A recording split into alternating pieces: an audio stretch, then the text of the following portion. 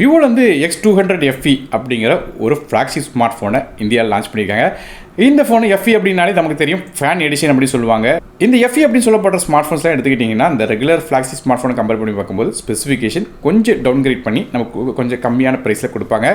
So அப்படி என்னதான் அந்த விவோட X200 FEயில் வருது, மேலும் இந்த ஃபோன் வாங்கினா ஒர்த்தா இல்லையா, அது மட்டும் இல்லாமல் இந்த ஃபோன் நல்லா இருக்கா இல்லையா முதற்கொண்டு எல்லாத்தையும் டீட்டெயிலாக இந்த வீட்டில் பேச போகிறோம். முக்கியமான விஷயம், என் கையில் டிவைஸ் இல்லை தான், இருந்தாலும் இன்டர்நெட்டில் பலவிதமான சோர்ஸஸ்லாம் தேடி பிடிச்சி என்ன பாசிட்டிவ் என்ன நெகட்டிவ் முதற்கொண்டு எல்லாத்தையும் இந்த வீடியோவில் சொல்லியிருப்பேன். அதனால் கடைசி வரையும் வீடியோ ஸ்கிப் பண்ணால் பாருங்கள். ஒருவேளை இந்த ஃபோன் நீங்கள் வாங்க போகிறேன் அப்படின்னு நினச்சிங்கன்னா இது ஒரு ஒர்த்தி அப்கிரேடாக இருக்குமா இல்லையா அப்படிங்கிறத இந்த வீடியோ மூலமாக தெரிஞ்சுக்கிடுவீங்க. மேலும் உங்களோட சப்போர்ட் தொடர்ந்து தேவைப்படுது. அதனால் மறக்காமல் வீடியோக்கு ஒரு லைக் கொடுத்துங்க. உங்கள் ஃப்ரெண்ட்ஸ் பட் ஃபேமிலிஸ்க்கு முடிஞ்ச ஷேர் பண்ணி விடுங்க. அது நம்ம சேனல் கொஞ்சம் ஹெல்ப்ஃபுல்லாக இருக்கும்.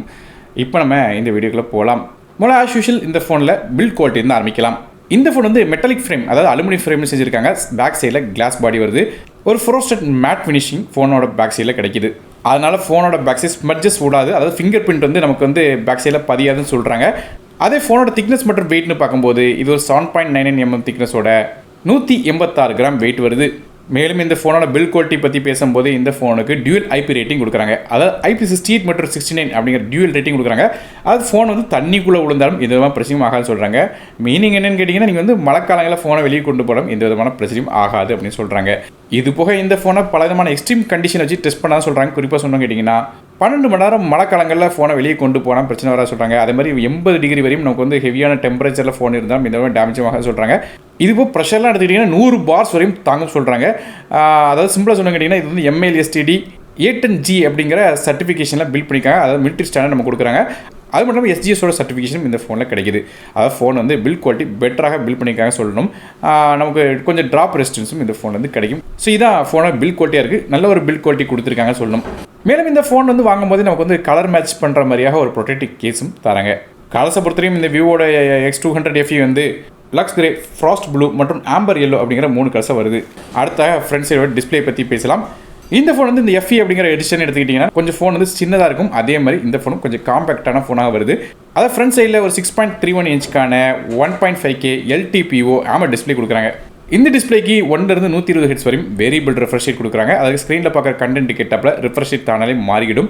இது போல் இந்த டிஸ்பிளேக்கு 2160 Hzக்கான ஹை ஃப்ரீக்வன்சி PWM சப்போர்ட்டும் இருக்குது. 10-bit கலர் டெப்த்தில் வர இந்த டிஸ்பிளேல HDR10+ சப்போர்ட் இருக்குது. அதாவது HDR கண்டென்ட்ஸ்லாம் பார்க்கலாம். குறிப்பாக யூடியூப், நெட்ஃப்ளிக்ஸ் மாதிரியான ஆப்ஸ் தான் நீங்கள் HDR கண்டென்ட்ஸ் உங்களால் பார்க்க முடியும். மேலும் இது ஒரு பஞ்சுவல் டிஸ்பிளே கொடுக்குறாங்க. அது மட்டும் இல்லாமல் நமக்கு இந்த டிஸ்பிளேல இன்டிஸ்பிளே ஃபிங்கர் பிரிண்ட் ஸ்கேனர் தராங்க. டிஸ்பிளேயோட மேக்ஸிமம் பிரைட்னஸ் பார்க்கும்போது 5000 nits வரையும் போது ஒரு நல்ல ஒரு பிரைட்டான டிஸ்பிளேன்னு சொல்லலாம். இதுபோல் டிஸ்பிளேக்கு பெரிய லெவலில் ப்ரொடெக்ஷன் சொன்ன மாதிரி இல்லை. அதாவது யூஸ்வலாகவே விவோ ஃபோன்ஸ் எடுத்துக்கிட்டிங்கன்னா அந்த டிஸ்பிளே ப்ரொடெக்ஷன் மட்டும் கொஞ்சம் கம்மி பண்ணுவாங்க. அதே மாதிரி தான் இதுலேயும் இருக்குது. ஆனால் நமக்கு இருந்தாலும் ஸ்க்ரீன் ப்ரொடெக்டர் கொடுத்துருக்காங்க. அதாவது பிளாஸ்டிக் ஃப்ரேம் நமக்கு இந்த ஃபோனோட டிஸ்பிளேல ஒட்டி தராங்க. ஸோ டிஸ்பிளே ஒரு நல்ல தரமான டிஸ்பிளே தான் கொடுத்துருக்காங்க. அடுத்தாக இந்த ஃபோனில் பர்ஃபார்மன்ஸை பற்றி பார்க்கலாம். நமக்கு இந்த ஃபோனில் MediaTek Dimensity 9300+ அப்படிங்கிற ஒரு 4 nm ப்ராசஸர் கொடுக்குறாங்க. மேக்ஸிமமாக இந்த ப்ராசரால் 3.4 GHz வரையும் போக முடியும். அதே கிராஃபிக்ஸ் அப்படின்னு பார்க்கும்போது இதில் Immortalis G720 அப்படிங்கிற GPU கொடுக்குறாங்க. ஸோ இந்த ப்ராசரோட பெர்ஃபார்மன்ஸ் எப்படின்னு பார்க்க முன்னாடி இதோட ரேங்கிங்கை பார்த்துடலாம். அதாவது இந்த ப்ராசருக்கு 8வது ரேங்க் வருது. மார்க்னு பார்க்கும்போது 194 மார்க்கும் A+ கிரேடும் கிடைக்குது.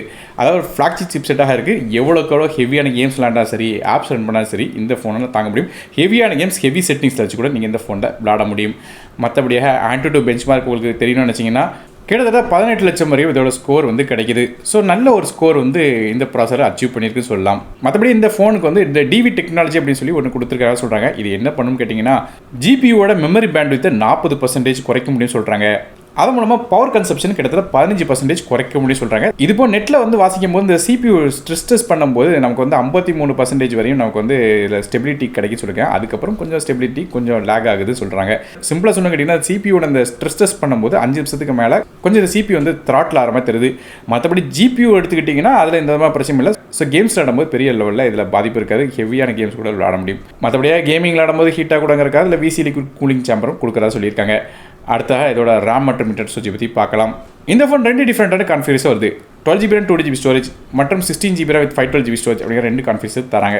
மற்றபடி RAM வெர்ஷன் எடுத்துக்கிட்டிங்கன்னா அது LPDDR5X RAM தராங்க. நல்ல ஒரு லேட்டஸ்ட்டான RAM தராங்க. ஆனால் ஸ்டோரேஜ் எடுத்துக்கிட்டிங்கன்னா UFS 3.1 கொடுத்துருக்காங்க. அட்லீஸ்ட் UFS 4.0 அது கொடுத்துருக்கலாம், அது கொடுக்காம விட்டாங்க. ஒரு ஃப்ளாக்ஷிப் ஃபோனில் UFS 3.1 வந்து கொடுத்துருக்கிற நெகட்டிவ் பாயிண்ட் தான் சொல்லணும். காரணம் கொஞ்சம் ரைடிங் பட் ரைட்டிங் ஸ்பீட் கொஞ்சம் டிஃபரன்ஸ் வந்து நோட் பண்ணிங்க. UFS 4.0 கம்பேர் பண்ணி போகும்போது அதை விட கொஞ்சம் ஸ்லோவாக இருக்கும். மற்றபடி ஃபோனோட OS பற்றி பேசும்போது இந்த ஃபோன் Android 15 பேஸ் பண்ண FunTouch OS 15 அப்படிங்கிற இன்டர்ஃபேஸ் என்னது. அப்டேட்ஸை பொறுத்தவரைக்கும் இந்த ஃபோனுக்கு 4 வருடத்துக்கான OS அப்டேட்ஸும் 5 வருடத்துக்கான செக்யூரிட்டி பேட்ச் அப்டேட்ஸும் தரதாக விவோ வந்து ப்ராமிஸ் பண்ணியிருக்காங்க. இது போக இந்த ஃபோனில் பலவிதமான AI ஃபீச்சர்ஸ் அவங்க அடிஷனலாக கொடுத்துருக்காங்க. குறிப்பாக சொன்ன கூகுள் ஜெமினி ஃபீச்சர்ஸ் இருக்குது, circle to search, screen translation, live text மற்றும் ஸ்மார்ட் கால் அசிஸ்டன்ட் மாதிரி பல விதமான ஃபீச்சர்ஸ் கொடுக்குறாங்க. இதே மாதிரி பல AI ஃபீச்சர்ஸும் இருக்குது. அடுத்த கேமராஸ் பற்றி பார்க்கலாம். நமக்கு இந்த ஃபோனோட பேக் சைட் 3 கேமரா கொடுக்குறாங்க. மொதல் கேமரா ஒரு 50 மெகாபிக்சலுக்கான சோனியோட IMX921 அப்படிங்கிற சென்சர் கொடுக்குறாங்க. இது f1.88 ஆப்பர்ச்சில் வருது. மற்றபடி இந்த கேமராக்கு ஆப்டிக்கல் ஸ்டெபிலிட்டி சப்போர்ட்டும் இருக்குது. அதனால் வீடியோஸில் எடுக்கும்போது ஷேக்கினஸ் இல்லாமல் வீடியோஸ் எடுக்கலாம். இது இப்போ இந்த கேமரா லென்ஸுக்குலாம் பார்த்தீங்கன்னா ஜீஸ் ஆப்டிக்ஸோட சப்போர்ட் இருக்குது. அதாவது ஜீஸ் மோட்டில் பல விதமான ஃபோட்டோஸ் எடுக்கலாம், ஜீஸ் ஃபில்டர்ஸ்லாம் பயன்படுத்த முடியும். மேலும் இந்த கேமரா வந்து எடுத்த ஃபோட்டோஸ்லாம் எடுத்துக்கிட்டிங்கன்னா சூப்பராக இருக்குதுன்னு சொல்கிறாங்க. நிறைய விதமான ரிவ்யூஸ் வாசிக்க முடிஞ்சுது. குறிப்பாக சொன்னாங்க டே டைம் எடுத்த ஷார்ட்ஸாக இருந்தாலும் சரி, நைட் டைம் எடுத்த ஷார்ட்ஸாக இருந்தாலும் சரி, எல்லாமே நல்லா பெர்ஃபார்ம் பண்ணிச்சு சொல்கிறாங்க. மற்றபடி ரெண்டாவதாக இந்த ஃபோனில் ஒரு 8 மெகாபிக்சலுக்கான அல்ட்ராவைட் கேமரா கொடுக்குறாங்க.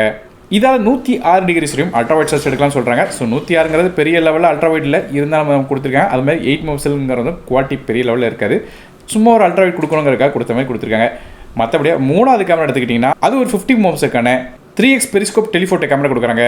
இது சோனியோட IMX882 அப்படிங்கிற சென்சர் கொடுத்துருக்காங்க. இந்த கேமராவில் 3x ஆப்டிக்கல் ஜூம், 6xல வந்து லாஸ்லெஸ் ஜூமும், 100xல டிஜிட்டல் ஜூம் பண்ண முடியும். கேமராவோட ஆப்பர்ச்சர்னு பார்க்கும்போது இது f2.65 ஆப்பர்ச்சரில் கொடுக்குறாங்க. மற்றபடி இதுக்குமே வந்து ஜீஸ் ஆப்டிக் சப்போர்ட்லாம் இருக்குது. அதுபோக பேக் சைடில் நமக்கு வந்து இந்த கேமராவை எடுத்துக்கிட்டிங்கன்னா நமக்கு RF ஃப்ளாஷ் சப்போர்ட் இருக்குது, சர்க்கிள் ஃப்ளாஷ் சப்போர்ட் இருக்குது. அந்த ரிங் லைட்டில் எடுக்கிற ஃபோட்டோஸ்லாம் பார்த்திங்கன்னா நமக்கு இந்த ஸ்மார்ட் 3D அப்படின்னு சொல்லப்படுற அந்த ஃபில் டெக்னாலஜியில் பயன்படுத்துது சொல்கிறாங்க. அது மூலமாக நமக்கு வந்து இந்த ஃப்ளாஷ் வந்து ரெகுலர் ஃப்ளாஷை கம்பேர் பண்ணி போக கூட கொஞ்சம் பெட்டராக இருக்கும்னு சொல்கிறாங்க. இதுபோக பல விதமான ஃபோக்கல் பாயிண்ட்ஸ்லேயும் நீங்கள் வந்து இந்த டெலிஃபோட்டோ கேமரா மூலமாக ஃபோட்டோஸ் எடுக்கலாம். குறிப்பாக சொன்ன 23, 35, 50, 85 மற்றும் 100 mm வந்து பல விதமான ஃபோக்கல் லென்த்தில் வந்து ஃபோட்டோஸ்லாம் எடுக்கலாம். மற்றபடி பிரைமரி கேமரா எடுத்துக்கிட்டிங்கன்னா நமக்கு மேக்ஸிமம் 4K ஃபுட்டேஜ் 60 ஃப்ரேம்/செகண்ட் வரைக்கும் கேப்சர் பண்ணலாம் சொல்கிறாங்க. ஆனால் நோட் பண்ண வேண்டிய விஷயம் கிடையாது, இதில் டால்பி வீடியோ ரெக்கார்டிங் சப்போர்ட் இல்லை. ஸோ இதான் ஃபோனோட பேக் சைட் கேமராஸாக இருக்குது. அடுத்த செல்ஃபி கேமரா பற்றி பேசலாம். ஃப்ரண்ட் சைடில் இந்த ஃபோனில் ஒரு 50 மெகாபிக்சலுக்கான ஆட்டோ ஃபோக்கஸ் செல்ஃபி கேமரா கொடுக்குறாங்க. இது f2.0 ஆப்பர்ச்சில் வருது. செல்ஃபி கேமரா எடுத்த வீடியோஸ் மற்றும் ஃபோட்டோஸ் எல்லாமே வந்து நல்லா இருந்துச்சு சொன்னாங்க. ஸோ குவாலிட்டி செல்ஃபி கேமராவில் சூப்பராக இருக்குது அப்படின்னு சொல்கிறாங்க.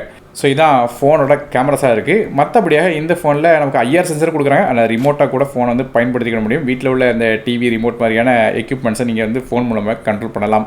அதே ஆடியோஸ் பற்றி பேசும்போது இந்த ஃபோனில் USB Type-C ஆடியோ தராங்க. ஸ்டீரியோ ஸ்பீக்கர் சப்போர்ட் இருக்குது. ஹைரஸ் ஆடியோ சப்போர்ட்டும் தராங்க. இந்த டாப்பில் உள்ள ஸ்பீக்கர் எடுத்துக்கிட்டிங்கன்னா அது இயர்பீஸோட தான் வருது. அந்த இயர்பீஸில் உள்ள அந்த சவுண்ட் குவாலிட்டி எடுத்துக்கிட்டிங்கன்னா இந்த பாட்டம் சைடில் உள்ள ஸ்பீக்கர் அளவுக்கு குவாலிட்டியே இல்லைன்னு சொல்கிறாங்க. மற்றபடி இந்த பாட்டம் சைடில் உள்ள ஸ்பீக்கர் தான் பேஸும் சரி, அது போக அந்த சவுண்டும் சரி கொஞ்சம் டீப்பாக வந்து நல்லா கிடைக்குது. ஆடியோட பேலன்ஸ் வந்து ஓரளவு நார்மலாக இருக்குன்னு சொல்லலாம். நமக்கு இந்த பேஸ் மட்டும் தான் குறையதை தவிர இந்த சவுண்ட் குவாலிட்டி ஓரளவு ரெண்டுமே வந்து மேட்ச் பண்ணியிருக்காங்க. அடுத்த நெட்வொர்க்ஸ் பற்றி பேசலாம். இந்த ஃபோனில் நமக்கு வந்து 5Gக்கான SNC சப்போர்ட் தராங்க. இதுபோல் டியூல் 4Gக்கான VoLTE, Wi-Fi 7 சப்போர்ட் இருக்குது. இதுபோல் Bluetooth 5.4, dual pant GPS NFC support தராங்க. இந்த USB Type-C வெர்ஷன் எடுத்துக்கிட்டால் நமக்கு வந்து 2.0 தான் கொடுத்துருக்காங்க. அதை கொஞ்சம் அப்கிரேட் பண்ணி கொடுத்துருக்கலாம். ஃப்ளாக்ஷிப் ஃபோனாக இருக்கிற காரணத்தினால கொஞ்சம் அப்கிரேட் பண்ணால் பெட்டராக இருந்திருக்கும். ஆனால் அதை கொடுக்காம வந்து வெறும் 2.0 தான் கொடுத்துருக்காங்க. இது எங்கே உங்களுக்கு வித்தியாசம் தெரியும்னு கேட்டிங்கன்னா டேட்டா கேபிள் வச்சு நீங்கள் வந்து ஃபைலை ட்ரான்ஸ்ஃபர் பண்ணுறீங்க உங்கள் PCக்குன்னு பார்க்கும்போது அந்த டைமில் கொஞ்சம் டிஃபரன்ஸ் வந்து நோட் பண்ணுவீங்க. அடுத்த இந்த ஃபோனோட பேட்டரிஸ் பற்றி பேசலாம். இந்த ஃபோனில் ஒரு 6500 mAh பேட்டரி கொடுக்குறாங்க. இதை சார்ஜ் பண்ணுறதுக்கு 90 வாட்க்கான ஃபாஸ்ட் சார்ஜிங் சப்போர்ட் வருது. சார்ஜர் நமக்கு பாக்ஸ்லேயே வந்து தந்துடுறாங்க. சார்ஜிங் ஸ்பீட் அப்படின்னு பார்க்கும்போது இந்த ஃபோனை 15 நிமிஷம் சார்ஜ் பண்ணும்போது 24%, அதே அரை மணி நேரம் சார்ஜ் பண்ணும்போது 48%, அதே ஃபுல் சார்ஜ் ஆகிறதுக்கு நமக்கு வந்து கிட்டத்தட்ட 58 நிமிஷமும் டைம் எடுத்துக்கிடுது. இதில் நோட் பண்ண வேண்டிய விஷயம் கிட்ட இந்த விவோட X200 அப்படிங்கிற ஃபோன் எடுத்துக்கிட்டிங்கன்னா அது இதோட ஃப்ளாக்ஷிப் ஃபோனாக இருக்குது. அந்த ஃபோனை கம்பேர் பண்ணி பார்க்கும்போது அதோட கொஞ்சம் சார்ஜிங் ஸ்பீட் இல்லை கம்மியாக இருக்குன்னு சொல்கிறாங்க. மற்றபடியாக இது போக ஃபுல் சார்ஜ் ஆகாமல் சார்ஜ் லிமிட் பண்ணுறதுக்கும் இல்லை ஃபீச்சர் கொடுக்குறதா சொல்கிறாங்க. 80, 90, 100ங்கிற மாதிரி தேவைக்கு தேவை இந்த சார்ஜை வந்து கட் ஆஃப் பண்ண முடியும் உங்களால். மற்றபடி விவோ வந்து இந்த ஃபோனை ஒரு 10 நிமிஷம் சார்ஜ் பண்ணாலே 3 மணி நேரம் நீங்கள் வந்து வீடியோஸ் பார்க்கலாம் அப்படிங்கிற மாதிரிலாம் கிளைம் பண்ணுறாங்க.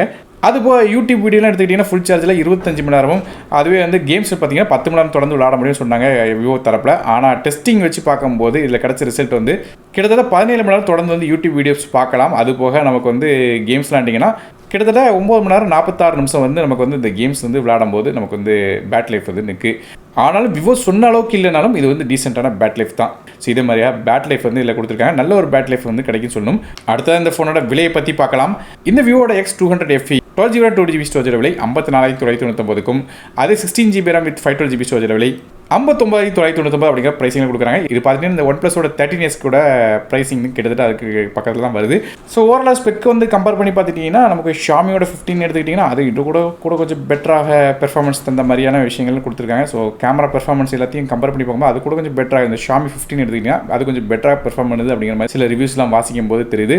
மற்றபடியாக இதில் பாசிட்டிவ் நெகட்டிவ் அப்படின்னு எடுத்துக்கிட்டிங்கன்னா இந்த ஃபோன் வந்து கொஞ்சம் லைட் வெயிட்டாக இருக்குது. காரணம் காம்பேக்டாக இருக்க காரணத்தில் அது மட்டும் இல்லாமல் நமக்கு வந்து IP68 மற்றும் 69 அப்படிங்கிற டியூல் IP ரேட்டிங் கொடுக்குறாங்க. அதனால் ஃபோன் வந்து ரொம்ப நமக்கு தண்ணியில் மழைக்காலங்களில் கொண்டு போனால் பிரச்சனை இருக்காது. இது ஒரு நல்ல ஒரு குவாலிட்டியான டிஸ்பிளே கொடுத்துருக்காங்க. பேட்டரி லைஃபும் சூப்பராக இருக்குது. கேமராஸ் எடுத்துக்கிட்டிங்கன்னா நமக்கு வந்து செல்ஃபி கேமரா, அது போல் ரியர் ஃபேசிங் கேமரா, அந்த டெலிஃபோட்டோ கேமரா 3 கேமரா சூப்பராக பெர்ஃபார்ம் பண்ணிச்சு சொல்லும். இந்த 8 மெகாபிக்சல் கேமரா தவிர மற்ற எல்லா கேமராவும் நல்லா பெர்ஃபார்ம் பண்ணிச்சு. ஸோ நெகட்டிவ்னு எடுத்துக்கிட்டோம்னா நம்மளால் 8 மெகாபிக்சல் கேமரா சொல்லலாம். அந்த கேமரா எடுத்துகிட்டு ஒரு 13 மெகாபிக்சல் கேமராவை கொடுத்துருக்கலாம். அது கொடுக்காம விட்டுட்டாங்க. மற்றபடி சார்ஜ் ஸ்பீடு வந்து கொஞ்சம் கம்மி. அது வந்து நெகட்டிவ்னு சொல்லலாம். இது போக நமக்கு வயர்லெஸ் சார்ஜிங் சப்போர்ட்லாம் இதில் கொடுக்கல. மேலும் இந்த USB வெர்ஷன் எடுத்துக்கிட்டிங்கன்னா நமக்கு வந்து 2.0 தான் கொடுத்துருக்காங்க. அது மட்டும் ஸ்டோரேஜ் வெர்ஷன் UFS 3.1 கொடுத்துருக்காரு. கொஞ்சம் குட்டி நெகட்டிவ். ஏன்னா ஃப்ளாக்ஷிப் ஃபோனில் அட்லீஸ்ட் UFS 4.0 கொடுத்துருக்கலாம். ஸோ இது மாதிரியா இந்த விவோட X200 FEயில் பாசிட்டிவ் நெகட்டிவ்ஸ் அது போக இந்த ஃபோனில் என்ன விஷயம் கொடுத்துருக்காங்க அப்படிங்கிறது டீட்டெயிலாக இந்த வீடியோவில் சொல்லியிருக்கேன். ஸோ நீங்கள் இந்த விவோட X200 FE அப்படிங்கிற ஸ்மார்ட் ஃபோனை பற்றி என்ன நினைக்கிறீங்க அப்படிங்கிறத கீழே கமெண்ட் செக்ஷன் மென்ஷன் பண்ணுங்கள். வீடியோ பிடிச்சா ஒரு லைக் கொடுத்துங்க. உங்கள் ஃப்ரெண்ட்ஸ் ஷேர் பண்ணிவிடுங்க.